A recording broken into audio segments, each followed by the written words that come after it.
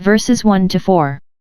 From those great original truths, that there is a God, and that there is but one God, arise those great fundamental laws, that God is to be worshipped, and He only, and that therefore we are to have no other God before Him.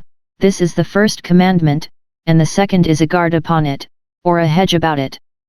To prevent a revolt to false gods, we are forbidden to worship the true God in such a way and manner as the false gods were worshipped in, and are commanded to observe the instituted ordinances of worship that we may adhere to the proper object of worship. For this reason Moses is very large in his exposition of the second commandment. What is contained in this and the 4 following chapters mostly refers to that. These are statutes and judgments which they must observe to do, v1. In the days of their rest and prosperity, when they should be masters of Canaan.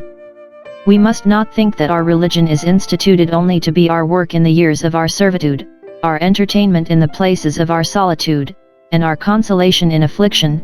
No, when we come to possess a good land, still we must keep up the worship of God in Canaan as well as in a wilderness, when we have grown up as well as when we are children, when we are full of business as well as when we have nothing else to do.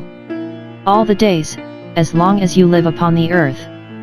While we are here in our state of trial, we must continue in our obedience, even to the end, and never leave our duty, nor grow weary of well-doing. Now, they are here charged to abolish and extirpate all those things that the Canaanites had served their idol gods with. v2, 3. Here is no mention of idol temples, which countenances the opinion some have, that the tabernacle Moses reared in the wilderness was the first habitation that ever was made for religious uses, and that from it temples took their rise.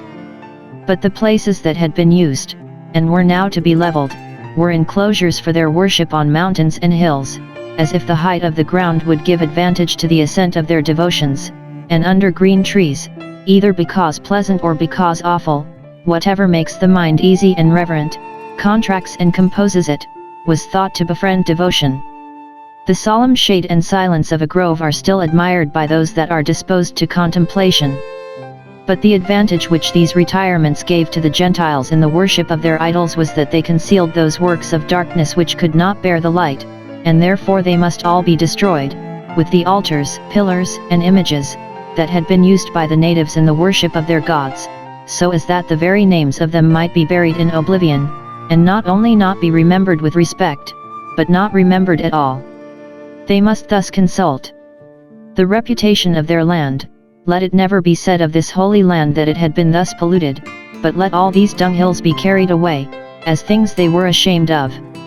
The safety of their religion, let none be left remaining, lest profane unthinking people, especially in degenerate ages, should make use of them in the service of the God of Israel. Let these pest houses be demolished, as things they were afraid of. He begins the statutes that relate to divine worship with this, because there must first be an abhorrence of that which is evil before there can be a steady adherence to that which is good.